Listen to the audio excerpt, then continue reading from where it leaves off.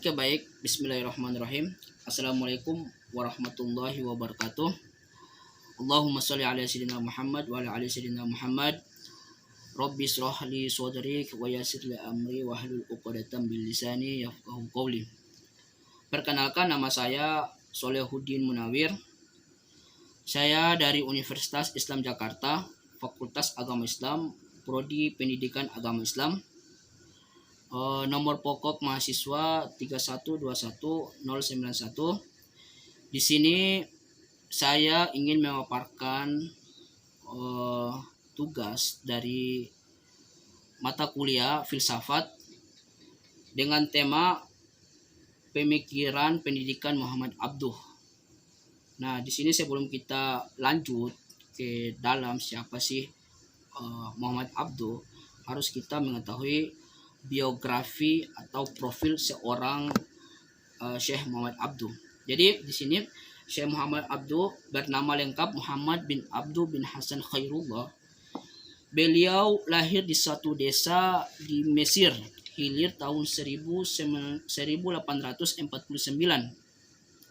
Namun terdapat perbedaan pendapat tentang tempat dan tanggal lahir Muhammad Abduh. Jadi ada perselisihan pendapat tentang tempat kelahiran Muhammad Abduh. Sebab suasana kacau yang terjadi di akhir zaman Muhammad Ali dari tahun 1805 sampai 1849. Nah, bapaknya yang bernama Abdul Hasan Khairullah berasal dari Turki yang telah lama tinggal di Mesir. Jadi mereka asli Turki tapi berdomisili atau tinggal lama di Mesir. Ibunya dari bangsa Arab yang disilsilahnya sampai sahabat Nabi yang bernama Umar bin Khattab. Mereka tinggal dan menetap di Mahallah Nasr. Nah, lanjut, kalau berbicara tentang seorang Muhammad Abduh, ini pendidikan atau riwayat pendidikan seorang Muhammad Abduh. Nah, ketika berusia 13 tahun, Muhammad Abduh belajar di Masjid Ahmadi di Tanta. Masjid ini kedudukannya dianggap nomor 2 setelah Universitas Al-Azhar. Jadi tempat pembelajaran atau tempat belajar atau tempat Muhammad Abduh menimba ilmu. Di sini dari segi tempat belajar Al-Quran dan menghafalnya, sistem pembelajaran dengan menghafal nas, teks dan ulasan serta hukum di luar kepala. Namun selanjutnya dia meninggalkan masjid dan bertekad untuk tidak kembali lagi ke kehidupan akademis. Kemudian ia menikah pada usia 16 tahun. Jadi sangat muda usianya, lalu sudah beliau memutuskan untuk menikah. Tak lama lagi kemudian Muhammad Abduh berjumpa dengan pamannya yang bernama Syekh Darwisi Khadar, seorang guru dari tarekat Sazili. Dari guru ini Muhammad Abduh mendapat pengajaran tentang disiplin ilmu etika. Jadi dalam pembelajaran ini beliau sangat mendalami disiplin ilmu etika dan moral serta praktek kezuhudan tarekatnya. Pada tahun 1886, Muhammad Abduh masuk ke Al-Azhar, sebuah pusat ilmu pengetahuan yang besar pada saat itu. Dia bertahan selama 4 tahun, tetapi kemudian dia merasa kecewa dengan kurikulum dan metode pembelajaran yang dianggapnya kolot yang sama dipergunakan di Tanta. Jadi beliau sangat merasa kecewa karena pembelajaran di Al-Azhar sama dengan waktu belajar di Tanta. Oke, lanjut. Ketika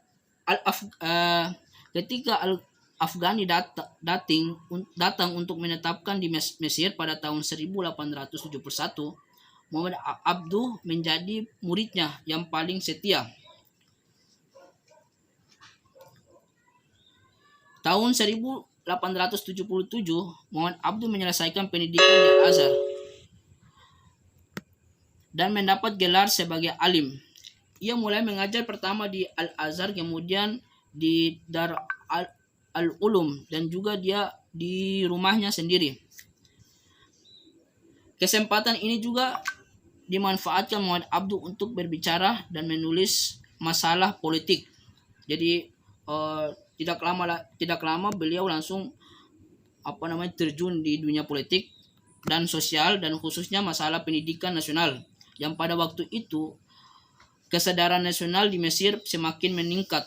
Tahun berikutnya 1879, Al-Afghani dan Muhammad Abduh diusir dari Mesir karena sikap politiknya yang dianggap terlalu keras. Pada saat yang sama, Muhammad Abduh diberhentikan dari jabatan mengajarnya di Darul Ulum. Pada akhir tahun 1882, ia dibuang di Beirut, kemudian ke Paris pada tahun 1884. Nah, jadi organisasi ini akhirnya bubar dan pada tahun 1885 Muhammad Abduh kembali ke Beirut melalui Tunisia. Di Beirut ia kembali menjadi guru pada tahun 1888 atas usaha teman-temannya, di antaranya ada seorang Inggris. Ia dibolehkan kembali pulang ke Mesir, tetapi tidak diizinkan mengajar karena pemerintah Mesir takut akan pengaruhnya terhadap mahasiswa. Ide-ide pembaharuan dan pemikiran Muhammad Abduh. Nah, ide-ide ini dibagi menjadi dua. Yang pertama, faktor-faktor yang mempengaruhi pemikiran Muhammad Abduh. Yang kedua, agenda pembaharuan Muhammad Abduh. Nah, pemikiran Muhammad Abduh, karir Muhammad Abduh sendiri dimulai setelah Abduh menamatkan kuliahnya pada tahun 1877. Atas usaha Perdana Menteri Riyad Pasha, ia diangkat menjadi dosen pada Universitas Darul Ulum. Di samping itu menjadi dosen pula pada Universitas Al-Azhar, ia terus mengadakan perubahan-perubahan yang radikal sesuai dengan cita-citanya. Ketidakkritisan dan fatalisme umat Islam penyebab kemunduran umat Islam, kelemahan umat, stagnasi pemikiran umat, absennya jihad umat, absennya kemajuan kultur umat, dan tercabutnya umat dari norma-norma dasar pendidikan Islam. Krisis tersebut penyebabnya adalah salah satunya dikarenakan adanya dikotomi ilmu pengetahuan pada saat itu, sehingga umat Islam jauh tertinggal secara kultural dan peradaban. Kondisi tersebut di atas menimpa umat Islam secara keseluruhan pada abad ke-12. Nah, pembaruan-pembaruan yang dilakukan Muhammad Abduh untuk kemajuan Al-Azhar adalah: yang pertama, menaikkan gaji guru-guru atau dosen-dosen yang miskin. Terus mendirikan Dewan Administrasi Al-Azhar dan mengatur hari libur, di mana libur lebih pendek dan masa belajar lebih panjang. Nah, pembaruan di bidang pendidikan politik, ketertarikan Muhammad Abduh pada dunia politik semenjak perkenalannya dengan seorang pembaharu, yaitu Jamaluddin Al-Afghani. Pada saat ia masih mahasiswa Al-Azhar, Abduh juga ikut dalam revolusi Urabi Pasha, yaitu golongan tentara nasionalis Mesir yang ingin mengontrol dan menguasai tentara Mesir dari perwira-perwira Turki dan Sarkas Inggris. Pembaruan di bidang sosial keagamaan. Menurut Abduh, sebab membawa kemunduran umat Islam adalah faham jumud yang terdapat di kalangan umat Islam. Karena paham jumud inilah umat Islam tidak menghendaki perubahan. Umat Islam statis tidak mau menerima perubahan. Adapun pokok-pokok pemikiran Abdul dalam bidang sosial keagamaan adalah ada 3 poin. Yang pertama, kemajuan agama Islam itu tertutup oleh umat Islam itu sendiri. Jadi kemunduran atau kemajuan agama Islam itu tertutup oleh umat Islam itu sendiri, di mana umat Islam beku dalam memahami ajaran Islam. Dihafalkan lafaznya tapi tidak berusaha mengamalkannya isinya.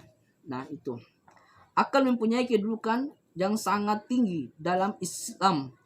Menurutnya, agama Islam sejalan dengan akal dan tidak ada agama Islam sejalan dengan akal dan tidak ada agama bagi orang yang tidak menggunakan akal. Ajaran Islam sesuai dengan pengetahuan modern. Begitu pula ilmu pengetahuan modern juga sesuai dengan ajaran Islam. Nah, lanjut pemikiran pendidikan Muhammad Abduh. Jadi pemikiran ini dibagi menjadi 4. Yang pertama, tidak ada dikotomi adalah pendidikan. Dalam pendidikan. Yang kedua, pengembangan institusi pendidikan. Yang ketiga, kurikulum. Dan yang keempat, metodologi pengajaran. Yang pertama,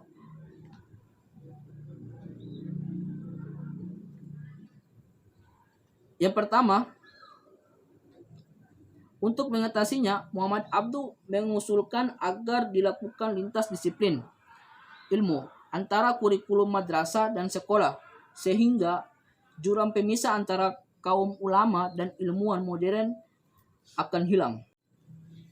Pengembangan institusi pendidikan, Muhammad Abduh mendirikan sekolah menengah pemerintah untuk menghasilkan tenaga ahli dalam berbagai bidang yang dibutuhkan. Beliau juga memasukkan pelajaran agama, sejarah, dan kebudayaan Islam dalam pelajaran sekolah. Nah, kurikulum tingkat sekolah dasar, Muhammad Abduh membuat pelajaran agama menjadi sebuah pelajaran yang inti dari semua pelajaran. Terus yang terakhir, pengembangan pengajaran. Muhammad Abduh mengusulkan menghidupkan kembali metode munazarah atau diskusi dan kebiasaan ilmiah dan menjadikan bahasa Arab sebagai bahasa ilmiah. Nah, kesimpulan, Muhammad Abduh adalah sosok pembaharu pada abad 19 yang ide-idenya sangat cemerlang untuk pembaharuan Islam dari berbagai aspek. Abduh bisa membangkitkan kembali semangat juang umat Islam untuk terus maju dalam bidang ilmu pengetahuan setelah mengalami fase kemunduran. Ide pendidikan pada saat itu, ia menggagas kurikulum berbasis sains dan falsafah yang banyak menggunakan akal dan tanpa meninggalkan pelajaran-pelajaran yang bersifat agamis. Metode yang digunakan dalam pelajaran diterapkan pada pembelajaran masa kini agar peserta didik lebih teliti untuk menyampaikan ide-idenya sehingga pemikiran mereka dapat berkembang dan mampu untuk menerapkan apa yang telah didapatkan di sekolah pada kehidupan sehari-hari. Oke, baik. Mungkin itu pemaparan tentang seorang Syekh Muhammad Abduh, dan apabila ada yang kurang dimaafkan dan ada yang benar itu hanya dari Allah Subhanahu wa taala. Wallahu muwaffiq ila aqwamut thoriq. Wassalamualaikum warahmatullahi wabarakatuh.